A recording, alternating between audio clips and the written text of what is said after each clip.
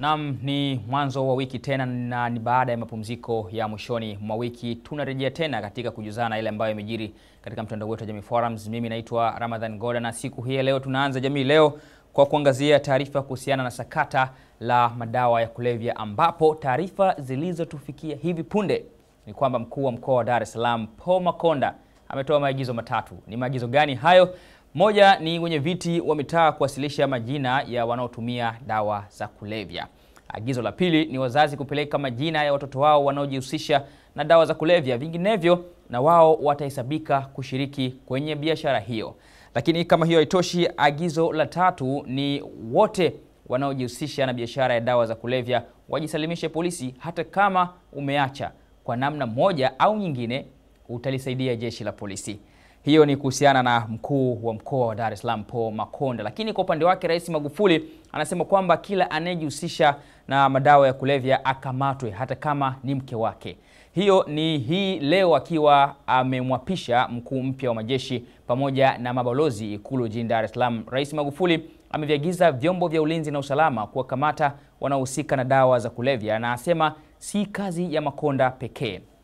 Rais Magufuli amesisitiza kuwa hakuna wa kuachwa hata akiwa ni mke wake Mama Janet, na watuhumiwa wakamatwe bila ya kujali majina yao. Pia amemwomba jaji mkuu asicheleweshe kesi za madawa ya kulevya, kwani kuna mtuhumiwa mkubwa wa dawa za kulevya anashikiliwa Lindi bila ya kufikishwa mahakamani. Mpaka sasa jeshi la polisi linawashikilia watuhumiwa wa dawa za kulevya 112 na jumla ya kilogramu 299.12. Kati ya wao wafikishwa mahakamani muda wowote. Na kwa upande wa takwimu, asilimia 85 ya wachangiaji zaidi ya 23,480 wamefurahishwa na rais kuunga mkono operation hii, na huku asilimia 15 wamemtaka ampe RC Makonda orodha ya wauzaji wakubwa.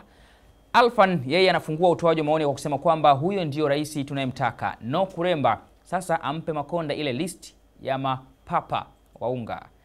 IPI anasema nilimshangaa yule waziri aliyejaribu kuleta siasa kwenye hii vita. Go Makonda, una baraka za rais. Ndivyo tunavyohitimisha katika habari ya kwanza, lakini bado tunaendelea kusalia katika sakata la madawa ya kulevya, na sasa Wema adai Makonda anatembea na Agnes Masogange, ndio maana hakamatwi. Sakata la madawa ya kulevya limechukua sura mpya kufuatia mwanadada mashuhuri Wema Sepetu, ambaye ni mmoja wa watuhumiwa kutoa ya moyoni juu ya sakata zima la kukamatwa kwao na kuhusisha tukio hilo na hila dhidi yake. Pamoja na mambo mengine, Wema amedai kwamba RC Paul Makonda anatembea na Agnes Masogange na amempangia nyumba Makongo, ndio maana hajakamatwa katika kadhia ya dawa za kulevya ama ili sekeseke la kamata ya madawa ya kulevya. Operation ya kukamata wanaojihusisha na madawa ya kulevya ilianzishwa na Paul Makonda mwishoni mwa wiki iliyopita, ambapo alitaja majina ya watu mbalimbali wanaohitajika kituo cha polisi ama vituo vya polisi kwa ajili ya mahojiano, wakiwemo wasanii na maaskari polisi. Kwa upande wa takwimu kuhusiana na habari hii, tumekusanya maoni zaidi ya 12,290 na mtazamo ukionyesha asilimia 34 wanaunga mkono Wema Sepetu na asilimia 66 wamemtaka Makonda aendeleze vita bila kujali wadhifa wa mtu. Mbarikiwa yeye anasema kwamba vita hii sio faida ya Makonda pekee, bali taifa zima, hata wanyonge pia. Madhara yake ni kwa jamii nzima. Hata Makonda aseme aachane na hii vita, wapendwa wetu ndio watakaoumia. Wakati Siza anasema Wema anahoja, kama ni kweli Makonda anaanza kubagua, hii vita itamshinda. Tuelekee kwa upande wa hoja sasa, ambapo hoja inasema kula uwapo safarini ni ulafi, uchafu na ulimbukeni, unakera abiria wengine. Ni mdakuzi mkuu huyo.